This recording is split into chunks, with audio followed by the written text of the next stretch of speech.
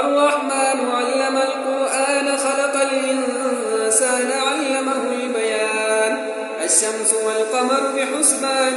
والنجم والشجر يسجدان والسماء رفعها ووضع الميزان ألا تطغوا في الميزان وأقيموا الوزن بالقسط ولا تخسروا الميزان والأرض وضعها للأنام فيها فاكهة والنخل ذات الأكمام والحب ذو العصف والريحان فبأي آلاء ربكما تكذبان خلق الإنسان من صلصال كالفخار وخلق الجان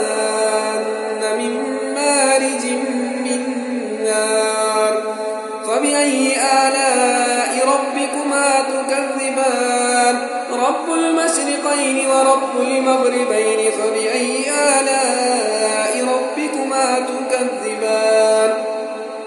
مرج البحرين يلتقيان بينهما برزخ لا يبغيان فبأي آلاء ربكما تكذبان يخرج منهما اللؤلؤ والمرجان فبأي آلاء ربكما تكذبان وله الجوار المنشآت في البحر كالأعلام فبأي آلاء ربكما تكذبان كل من عليها فان ويبقى وجه ربك ذو الجلال والإكرام فبأي آلاء ربكما تكذبان يسأله من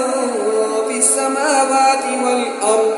كل يوم هو في شأن فبأي آلاء ربكما تكذبان سنفرغ لكم أيها الثقلان فبأي آلاء ربكما تكذبان يا معشر الجن والإنس إن استطعتم أن تنفذوا من أقطار السماوات والأرض فانفذوا لا تنفذون إلا بسلطان فبأي آلاء ربكما تكذبان يرسل عليكما شواظ من نار ونحاس فلا تنتصران فبأي آلاء ربكما تكذبان فإذا انشقت السماء فكانت وردة كالدهان فبأي آلاء ربكما تكذبان فيومئذ لا يسأل عن ذنبه إنس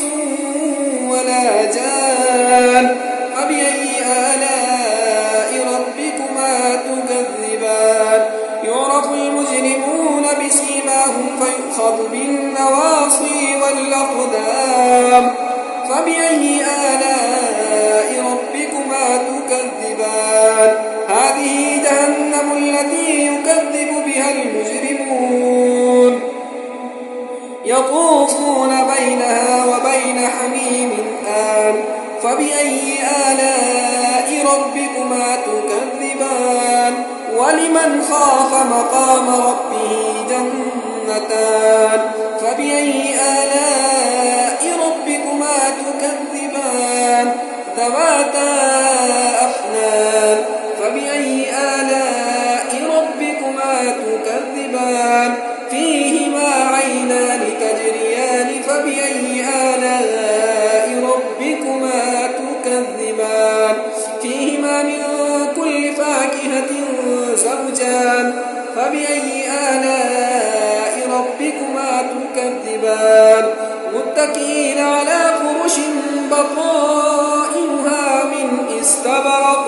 وجنى الجنتين دان فبأي آلاء ربكما تكذبان فيهن قاصرات الطرف لم يطمثهن إنس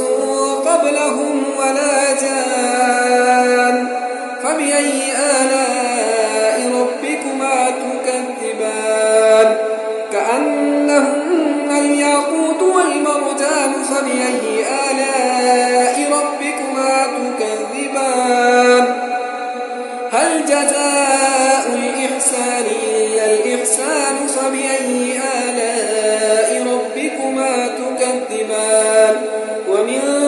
دونهما جنتان فبأي آلاء ربكما تكذبان مدهامتان فبأي آلاء ربكما تكذبان فيهما عينان نضاختان فبأي آلاء ربكما تكذبان فيهما فاكهة ونخل ورمان فبأي آلاء ربكما تكذبان فيهن خيرات حسان فبأي آلاء ربكما تكذبان حور مقصورات في الخيام فبأي آلاء ربكما تكذبان لم يطمثهن إنس قبلهم ولا جان فبأي آلاء ربكما تكذبان متكئين على رفرف خضر وعبقري حسان فبأي آلاء ربكما تكذبان تبارك اسم ربك ذي الجلال